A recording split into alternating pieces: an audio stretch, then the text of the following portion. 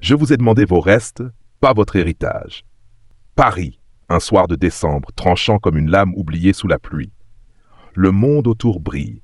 Les vitrines du boulevard Foch, les arbres scintillants, les rires dorés des dîners privés. Et au milieu de tout ça, une forme recroquevillée, invisible, inaperçue. Elena, 22 ans, dort sous un porche, un livre écorné posé sur ses genoux. Les Misérables, volé dans une benne il y a 2 ans.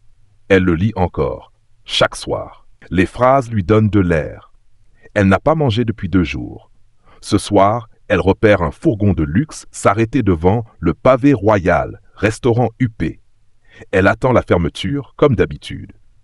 Quand les serveurs jettent les assiettes à moitié pleines, elle récupère. Mais ce soir, ce n'est pas comme d'habitude. Un plat encore chaud est déposé dans une boîte, prêt à être jeté. Elena s'approche. Mais avant qu'elle ne le prenne, une voix d'homme, sèche, l'arrête. Ce plat coûte plus que ta semaine entière. Elle se retourne. Il est là. Alexandre Vauban. La soixantaine. Manteau noir italien. Regard d'acier. Immobile sous la lumière jaune de la ruelle. Elena, sans ciller, le fixe droit dans les yeux. Pas de peur. Juste une brûlure sourde, celle de l'humiliation connue 1000 fois. Je ne veux pas votre compassion, je veux vos restes, monsieur. Un silence tombe. Mais dans ce regard, quelque chose le frappe. Elle ne tremble pas. Elle parle comme une femme élevée ailleurs. Comme quelqu'un qui l'a connue. Une voix du passé. Impossible. Inconcevable. Et pourtant, il pose doucement la boîte sur le banc devant elle. Mange et reste debout, les morts ne mendient pas. Il remonte dans sa voiture, le moteur rugit, elle reste figée. Puis murmure, les morts, non, mais les oubliés. Le lendemain, la pluie a cessé. Elena est assise contre un grillage, sa couverture trempée sur les genoux, le ventre noué par les restes qu'elle a mangés la veille. Un vrombissement. Une voiture noire approche. Une berline de luxe. Le chauffeur sort. Costume sobre. Lunettes fumées. Il ne sourit pas. Mademoiselle Elena, monsieur Vauban vous fait demander.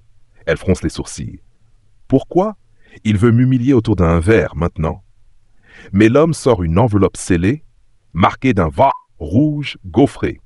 À l'intérieur, un papier à la texture lourde, soyeuse. Une seule phrase, manuscrite à l'encre noire. Tu m'intrigues. Dîne avec moi. Ce soir, Vauban. Elle hésite, rentre la tête dans son manteau sale. Est-ce une mise en scène? Une caméra cachée? Ou, pire encore. Mais au fond, une voix murmure « Et si c'était une porte ?» 2 heures plus tard, elle se retrouve dans une salle de bain immense, nue dans un bain moussant. 2 femmes l'habillent, la coiffent, la maquillent. Elle découvre son reflet. Elle ne se reconnaît pas. Ses pommettes hautes, ses yeux gris perle, ses cheveux noirs lissés, tombant sur des épaules minces. Tu pourrais être une héritière. Mais elle se souvient. Elle est une orpheline, une fille des rues, une fille sans passé. La salle à manger du manoir Vauban est un décor de film. Chandelier ancien, murs sculptés, argenterie fine. Alexandre l'attend, seul, assis en bout de table. Je voulais voir qui tu es, sans la saleté, sans le trottoir. Elena, tendue, reste debout. Et je suis quoi? Une expérience sociale. Il l'observe longuement, puis murmure. Tu n'es pas qu'une fille des rues, Elena, et j'ai besoin de savoir ce que tu caches. Est-ce qu'on t'a caché? Elle ne comprend pas. Se lève d'un bond, la chaise grince. Vous êtes malade. Mais avant qu'elle ne parte, il lui tend un objet, un médaillon ancien. Elle le touche. Son cœur se serre. Elle l'a déjà vu, dans ses souvenirs, dans les mains d'une femme aux yeux doux. Pourquoi vous avez ça? Parce qu'elle me l'a laissé avant de disparaître, il y a 22 ans. Le manoir de Vauban est une entité vivante. Il respire, il écoute, il murmure. Elena sent le poids du silence la suivre dans chaque pièce. Les tableaux la regardent. Les couloirs grincent comme des souvenirs réveillés. Elle s'y déplace comme dans un rêve qu'elle n'a jamais demandé. Et pourtant, chaque pas semble la ramener quelque part. Dans le couloir est, au bout d'un escalier en colimaçon, un tableau l'intrigue, un portrait ancien. Une femme brune, regard fixe. Son visage. Presque le sien. Elle s'approche, touche le cadre. Un clic discret, le tableau pivote légèrement sur un axe. Derrière, un petit interrupteur. Elle appuie. Un battant de mur glisse silencieusement. Derrière, une trappe. Un couloir étroit, sombre, tapissé de poussière et d'oubli. Son cœur tambourine, mais elle entre.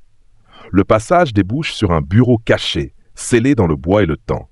Des dossiers, des lettres, des objets anciens et un carnet de cuir noirci. Elle souffle dessus. Une fine couche de cendre s'envole. À l'intérieur, des lettres signées AV et C, puis un acte de naissance. Son nom, Elena Vauban. Nom du père, Alexandre Vauban. Non, non, ça ne peut pas être ça. Je suis personne. Des pas résonnent dans le couloir secret. Elle se fige. Une silhouette apparaît dans l'ouverture. Mona. Vieux chignon, yeux tristes. Tu n'étais pas censé trouver cette pièce, mais maintenant, il faut que tu saches. Elle s'assoit. Mona parle avec une voix rauque, lente, comme si chaque mot était un fardeau. Ta mère s'appelait Clara, une femme magnifique, droite, libre. Elle n'a jamais voulu de la vie de château. Elle et monsieur Alexandre ont vécu une histoire secrète, passionnée, dangereuse. Elle raconte comment, à la naissance d'Elena, la famille Vauban a paniqué. Victor, le frère d'Alexandre, a exigé le silence, l'exil, la disparition.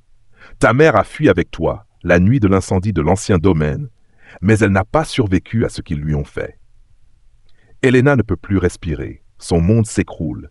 La mendiante, l'orpheline, l'invisible, serait la fille cachée de l'un des hommes les plus puissants de Paris.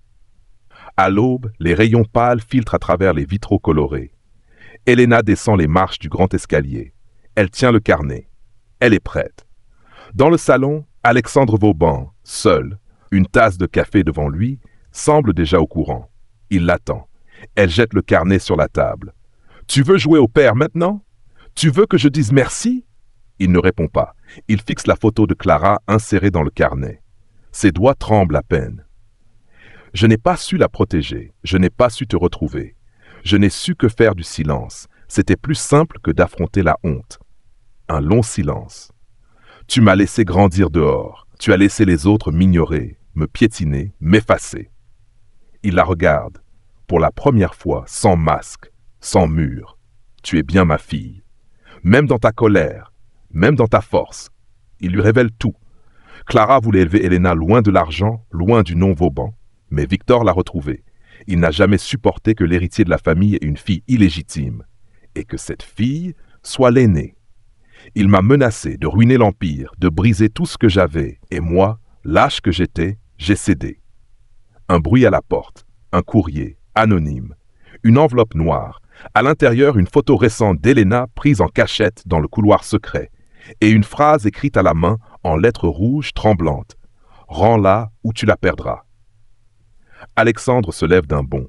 Son regard change. Ce n'est plus le vieil homme fatigué, c'est le patriarche, le lion blessé. Il n'a pas perdu Elena. Il vient te reprendre, comme il a pris ta mère. Mais Elena, droite, regarde la photo. Alors il va apprendre que je ne suis pas Clara, je suis son feu, et je brûle. Le manoir est plongé dans une agitation silencieuse. Depuis le message, personne ne parle. Même Mona baisse les yeux. Alexandre serre les dents. Quelqu'un a trahi. Victor a toujours été dans l'ombre, mais maintenant il agit. Il traque. Le soir, Elena entre dans le salon. Elle pose la photo sur la table. Il me veut, pas toi. Alors, laisse-moi aller à lui, que ça se finisse. Alexandre s'oppose. Il veut la protéger. Il promet qu'il peut négocier, contrôler, mais elle secoue la tête. Je ne suis pas une action à défendre. Je suis une histoire à boucler. Mona l'aide à se préparer. Elle ne porte pas une robe, ni un bijou, mais un long manteau sombre, simple, presque militaire. Une femme en mission, pas une héritière. La voiture l'emmène vers un ancien théâtre abandonné aux portes de Saint-Ouen. Un lieu marqué par le passé, les secrets, la cendre. Quand elle descend, l'air est lourd. La façade du théâtre semble la regarder. À l'intérieur, Victor, costume blanc, cravate fine, lunettes noires. Il sourit, mais son sourire ne réchauffe rien. Il glace. Alors voilà la princesse perdue, enfin revenue chez les monstres. Il l'invite à s'asseoir dans un fauteuil au centre de la scène vide. Au-dessus, les projecteurs poussiéreux. Autour, les balcons brisés. Silence. Il parle, longtemps, trop longtemps. Il raconte la haine, la jalousie, la douleur de n'être que le second, l'homme de l'ombre. Et quand Clara est arrivée, son monde s'est effondré. Ton père n'a jamais compris. Elle n'aurait jamais dû être à lui, ni toi. Puis il lève la main. Deux hommes apparaissent. Il ordonne qu'on l'enferme. En bas, dans la cave du théâtre. Tu voulais connaître la vérité? Alors tu connaîtras aussi ce que ta mère a connu, l'oubli, l'humidité, la peur et le silence. Il la pousse dans un couloir souterrain, une lourde porte se referme. Le noir absolu. Elena respire lentement. Le béton sent l'urine, la rouille, la poussière ancienne. Elle n'a pas peur, pas comme avant, pas comme une enfant. Elle sent la rage, oui, mais aussi la force. Tu as survécu à pire, Elena. Elle repense aux nuits sans toi, aux mains froides, aux insultes, aux indifférences. Tout cela l'a formée. Elle n'est pas née dans l'or, elle est née dans la survie. Elle touche les murs, repère un tuyau. Elle trouve une vieille barre de fer. Elle frappe. Encore, encore. Une canalisation cède, une fuite de gaz. Elle recule. Il lui faut une étincelle. Son briquet, un vieux modèle qu'elle garde depuis 6 ans. Elle le frotte, une fois, 2, 3. Boum! Le feu se propage comme une bête. Les murs tremblent. Le plafond s'illumine de flammes rampantes. Victor, à l'étage, entend. Il court, hurle. Trop tard. Le théâtre brûle. Mais Elena a disparu. Elle s'est faufilée par une trappe ancienne qu'elle avait remarquée sur les plans jetés dans le bureau du manoir. Un couloir oublié. Une sortie de secours. Elle avance, couverte de cendres, la peau brûlante, les mains blessées. À la sortie, au fond d'une ruelle, une silhouette l'attend. Alexandre. Il court vers elle, la serre dans ses bras pour la première fois. Pas comme un homme riche, comme un père. Tu n'as pas fui, tu es revenu. Elle relève les yeux. Dans l'éclat du feu, elle semble irréelle, presque mythique. Je ne suis pas revenu, je suis né, ici, ce soir. Elle regarde le théâtre qui s'effondre dans les flammes. Je suis né dans les ombres, mais je n'y retournerai jamais. 2 semaines ont passé, le feu a laissé des cendres. Le nom Vauban est sur toutes les lèvres dans les médias.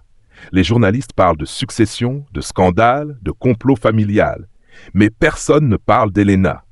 Elle ne fait pas la une, elle reconstruit dans l'ombre. Le manoir est toujours là. Les murs sont debout, mais l'intérieur change. Elena a fait vider les salons, arraché les rideaux, fait descendre les toiles couvertes d'or. À la place, des tables simples, des matelas au sol, des bibliothèques en carton, des boîtes de jeux. Un centre d'accueil pour celles et ceux qu'on regarde sans voir. Des jeunes, des sans-papiers, des femmes battues, des mômes comme elle qui ont connu le froid, la honte, la peur. Ce manoir a nourri le silence pendant 50 ans. Maintenant, il va nourrir les voix qu'on a étouffées. Le personnel du domaine, les anciens domestiques Mona et même d'anciens ennemis sont là ce jour-là. Dans la cour centrale, transformée en agora, Elena prend la parole. Son regard ne tremble plus. Elle est droite, sa voix claire. Je ne suis pas une héritière, je suis l'enfant qu'on a abandonné. On a voulu m'enterrer, me réduire à un nom, à une rue, à une erreur. Mais aujourd'hui, je suis un choix. Une voix, un mur reconstruit. Des larmes coulent, personne ne parle. Même Alexandre, debout au fond, la regarde comme un homme qui voit le futur naître devant lui. Puis un garçon s'approche, 8 ans. Jambes trop courts, pull trop grand, genoux sales, regard qui en a vu trop. Il s'avance, hésite, puis la voix timide. « Madame, je peux avoir vos restes ?» Elena se fige. Le passé lui revient en une claque. Les ruelles, la boîte jetée, le regard d'Alexandre. Elle s'agenouille devant lui tend la main. « Non, tu n'auras pas mes restes. Tu auras un début. » On ne choisit pas d'où l'on vient, mais on choisit ce qu'on fait de ce qu'on devient. Le vrai héritage n'est pas l'or ni les murs. C'est le courage de briser le silence pour faire naître des voix.